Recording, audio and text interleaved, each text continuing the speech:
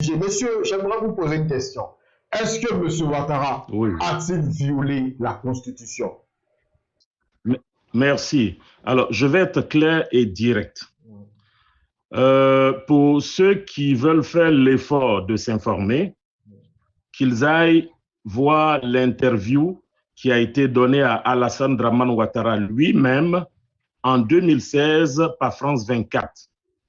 Alassane Ouattara, dans sa propre bouche, je le répète, a dit que la Constitution de 2016 qu'il la faisait n'avait pas pour objectif de briguer un troisième mandat, car les clauses de cette nouvelle Constitution l'empêchaient, lui, de briguer un troisième mandat. Donc, il y avait l'intention et il y avait la raison. Il a lui-même affirmé, je ne parle pas de sa déclaration à Yamoussoukro, je parle de l'interview qu'il a accordée, et il a dit que cette Constitution, cette nouvelle Constitution, l'empêcherait de briguer un troisième mandat. Allez voir les vidéos. Maintenant, j'en viens à la Constitution. Permettez-moi, j'en viens à la Constitution elle-même. D'autant parle de troisième république, mais certes, s'il vous plaît, allez lire. Nous sommes tous allés à l'école. Nous sommes tous des... Il y a pratiquement un changement, hein, il y a plusieurs changements qui sont effectués comme ça dans la Constitution et dans la forme de la République. Aujourd'hui, on a droit à un vice-président. Là, on est d'accord qu'on est dans une troisième République, là. Alors, je répète, informez-vous, car nous sommes tous des intellectuels, on sait lire et on sait lire entre les lignes. Cette idée de troisième république, certes, mais cette idée de pouvoir dire que c'est un premier mandat dans la troisième république. Non, c'est pas ce que j'ai voulu dire. Ce que je voulais dire, je dis qu'on est tous d'accord qu'on est dans une troisième république là. Oui. Ok, merci beaucoup, monsieur. Donc, je vous écoute continuer. Alors, oui, donc je voudrais dire que l'idée de dire qu'on est dans une troisième république et donc que les compteurs seraient remis à zéro n'est pas vrai. Je le répète, ce n'est pas vrai parce que j'invite tout le monde à faire un effort. La Constitution n'est pas cachée. Allez lire la Constitution. S'il vous plaît, j'invite tout le monde à lire l'article 183 de notre Constitution et l'article 55 de notre Constitution et vous allez avoir la réponse. Alassane ne peut pas briguer un troisième mandat. S'il le brigue, il viole la Constitution. Ok. Voilà. Donc, monsieur, par rapport aux interviews, aux sorties qui ont été faites, même le ministre de la Justice et tout ce qu'on a vu, est-ce que vous ne pensez pas à un moment que c'était des pratiques politiciennes, juste pour endormir certains collaborateurs, pour endormir l'opposition, pour que ça puisse mieux passer? Et demain, on se base sur la justice pour dire que oui, la justice nous dit, selon les textes, voici, voilà, juridiquement, je ne viole rien. Mais c'est la forme, la manière de faire passer le message aux autres qui a été une façon, une pratique politicienne en faire d'endormir les autres. Est-ce que vous ne pensez pas qu'à un moment, c'est cela? C'était cela? Non, mais écoutez, je pense que c'est plutôt l'inverse. Parce qu'ils ont été francs, ils ont été sincères. Lorsque le ministre de la Justice, Sansan Kabiré, Cissé Bakongo, qui a fait partie de la rédaction de cette constitution, Ouraga Obou a fait partie de la rédaction de cette constitution, ces derniers, lorsqu'ils sont intervenus, ils ont été sincères et ils étaient vrais, en expliquant que cette constitution, cette nouvelle constitution, à son article 183 et à son article 55, je répète, allez lire, cette constitution ne permettait pas à Alassane Ouattara de briguer un troisième mandat ou un premier mandat dans une troisième république. Donc, à cette étape-là, ils ont été sincères. Le peuple est allé, par référendum, voter cette constitution. Maintenant qu'on revienne et qu'on utilise l'expression « cas de force majeure », alors je renie ma parole. Cette histoire de cas de force majeure, on parle de cas de force majeure dans un État lorsque l'État est attaqué par un autre État, lorsqu'il y a par exemple un tsunami, lorsqu'il y a un tremblement de terre, mais nous ne sommes pas dans ce scénario.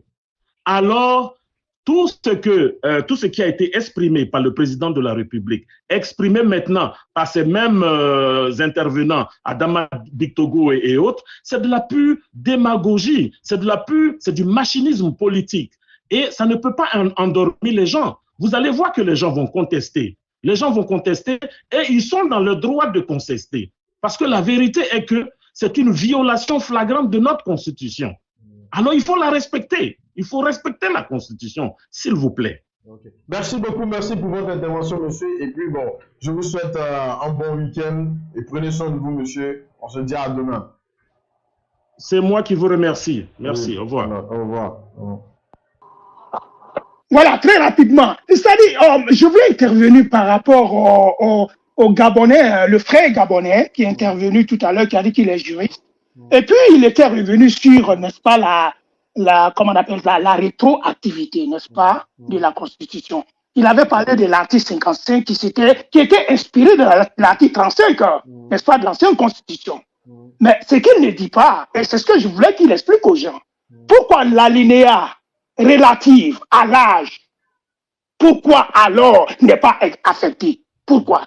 Si l'article 183 se réfère à la deuxième Constitution, c'est-à-dire la Constitution avant celle de 2016. Mais pourquoi l'âge alors, qui était limité à 75 ans dans la deuxième Constitution, si l'article, c'est l'article qui réfère l'âge qui était mentionné dans la seconde Constitution n'est pas pris en compte dans la nouvelle, c'est que là il y a un problème. On est d'accord? Mais il y a un problème, monsieur Marshall. Regardez vous-même, le juriste, le frère Gabonais, il fait référence à la deuxième Constitution. La Constitution avant la Troisième République. Il dit l'article 35 qui est devenu l'article 55. Et nous savons que dans la deuxième Constitution, l'âge est limité à 75 ans, n'est-ce pas? Ça, on est d'accord sur ça, non? Mais pourtant, dans la troisième Constitution, l'âge, la limite d'âge a sauté.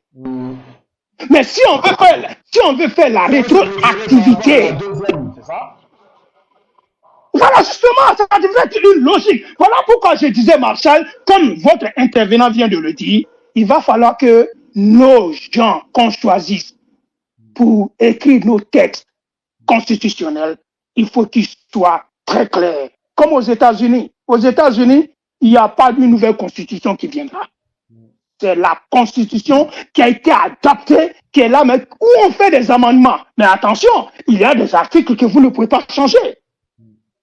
Et vous ne pouvez pas changer. La limite, par exemple, le nombre de mandats aux États-Unis, ce n'est pas changé.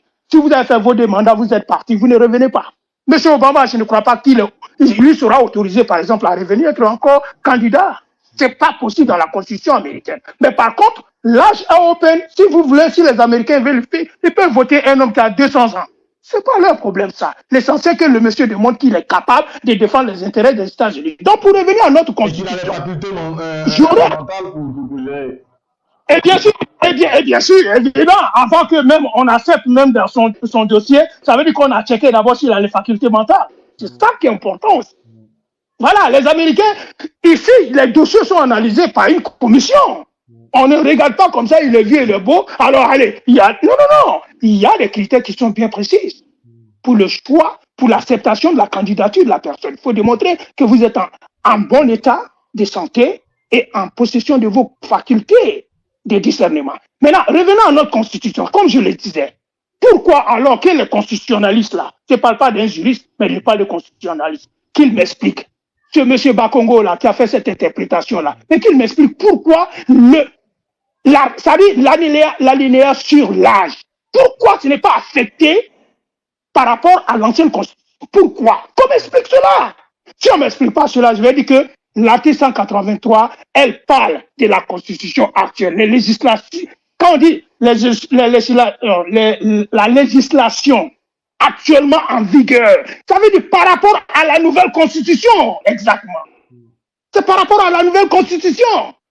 Il faut placer donc l'article 183 dans le cadre de la Troisième République. C'est comme ça, moi, je comprends. Et sinon, si je comprends mal, si on me dit que je raisonne mal, ben qu'il m'explique alors pourquoi, dans ce cas, l'article 35 qui a fait l'article 55 dans la nouvelle Constitution par rapport à la deuxième Constitution, pourquoi alors l'alinéa de l'âge n'est pas affecté?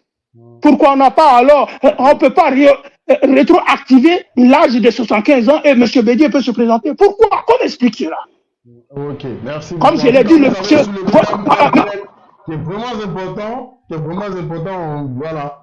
En tout cas, merci beaucoup. Rapidement, M. Marcel. Rapidement, s'il vous plaît. Merci encore de m'avoir donné l'opportunité. je veux dire ceci. Il faut que les gens arrêtent de rester trop dans les émotions, mais de regarder surtout la réalité en face. Ici, moi, je raisonne par rapport à la Constitution, le texte. C'est ça qui m'intéresse. Mon principe que moi j'ai émis ici, je vous dis, vous prenez mon principe. J'étais conseiller de M. Ouattara. Je lui dis, M. Ouattara, je vous conseille, vous ne faites pas un troisième mandat. Je suis un homme de principe. Même aujourd'hui encore, je suis devant lui. Je vous dis, M. Ouattara, vous ne faites pas un troisième mandat. Mais la réalité des choses, c'est en fonction de lui. L'appréciation de la saine appréciation de la réalité, c'est ça aussi la politique. Ça ne dépend pas de moi. Ça dépend de lui. Voilà pourquoi je voulais dissocier moi mes principes de la Constitution. On va sur les textes de la Constitution, mais qu'on m'explique ce que je viens de souligner comme problème dans notre Constitution. Arrêtons de faire des constitutions interprétables et faites des constitutions qui sont claires. À partir de maintenant, on met un article qui dit que lorsque vous avez fait 2 mandats dans votre vie là, plus de 3e mandat. Sinon, je vais vous dire que si on garde la Constitution telle qu'elle est, quelqu'un peut avoir fait 2 mandats. Il peut partir, faire 3 ans et puis il va revenir. Qu'est-ce qu'ils vont dire alors? Qu'est-ce qu'on va dire? Il faut arrêter de sortir. Ces absurdités-là, il faut que la fête sorte là. Et que nous, les mots, sortent là. Et rapidement. Et vous savez que le même problème risque de se poser au niveau de la FIFA. Par rapport à la CAF et la FIFA. Si vous regardez le dernier 3e mi-temps, il y a un problème de parrainage. Et il y a un monsieur qui a dit, c'est pas Dagobert, qui a dit que non, c'est l'interprétation qui peut permettre à 2 candidats d'avoir le même parrainage. Pourtant, les textes de la FIFA et de la CAF disent que c'est impossible. Vous voyez cela? En Côte d'Ivoire, on interprète autrement. Pourtant, les textes de la CAF sont très clairs. Vous pouvez regarder cette émission, vous serez dans le même état d'âme par rapport à notre Constitution. Il faut arrêter cela. Il faut faire des textes clairs. C'est aussi simple que ça. Et donc, pour revenir encore... Tu es président, tu ne peux plus être à vie. C'est mieux de mettre à vie dessus. Comme ça, on est clair, on peut pas interpréter ça, pervertir le texte dans tous les sens. Tu as fait 2 mandats dans ta vie, c'est fini. Pas de 3e mandat, pas de 4e, tu ne peux plus revenir. Clair et net. C'est aussi simple que ça. Ce n'est pas compliqué. C'est des choses qui sont simples à clarifier. Ce n'est pas compliqué. Ok. C'est ce que tu veux. Merci beaucoup, monsieur. Encore une fois, merci. Très bonne émission, très bonnes interventions. C'était plaisant. Merci. Merci beaucoup. Bye bye.